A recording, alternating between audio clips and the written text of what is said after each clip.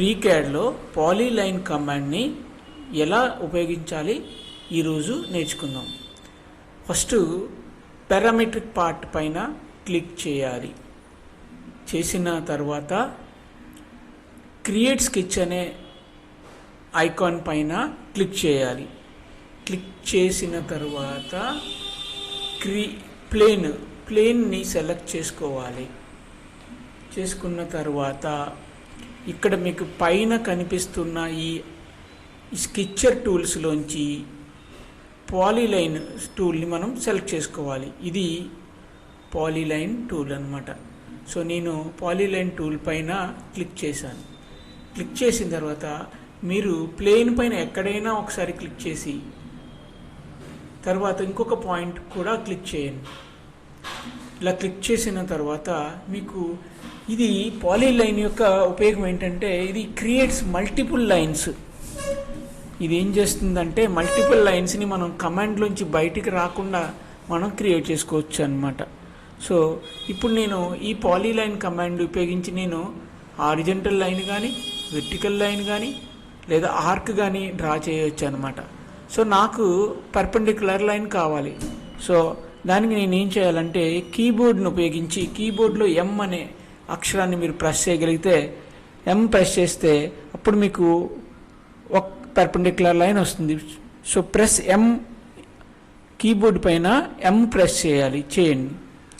So ఎం press చేసినప్పుడు మీకు చూడండి ఇక్కడ పర్పెండిక్యులర్ లైన్ వచ్చింది. అది అప్వర్డ్ డైరెక్షన్లో చేయొచ్చు లేదా డౌన్వర్డ్ డైరెక్షన్లో మనం డ్రా చేయొచ్చు.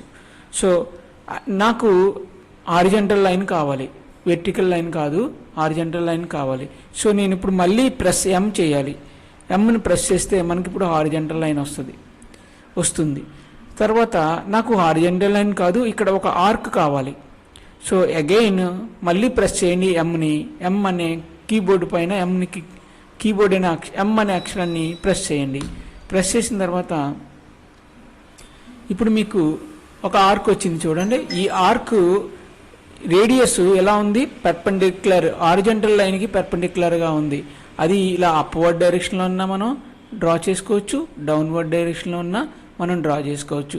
మరి ఆర్క్కి ఉండవలసిన రేడియస్ ఉండాలి, తర్వాత యాంగిల్ ఉండాలన్నమాట. మీకు ఎంత యాంగిల్లో ఆర్క్ కావాలి, అలాగే ఎంత రేడియస్ ఉండాలి అనేది మనం.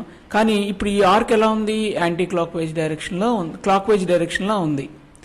కానీ నాకు ఈ ఆర్క్ కాదు, నాకు వేరే ఆర్క్ కావాలి. సో ఇప్పుడు ఏం చేయాలి అంటే ఎం మళ్ళీ ప్రెస్, కీబోర్డ్ మీద ఎం అనే అక్షరాన్ని మళ్ళీ ప్రెస్ చేయండి.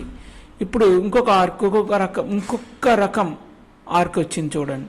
ఈ ఆర్క్ రేడియస్ హారిజంటల్ డైరెక్షన్లో మారుతూ ఉంది చూడండి. ఆర్క్ ఏ డైరెక్షన్లో ఉంది, క్లాక్ వైజ్ డైరెక్షన్లో ఉంది.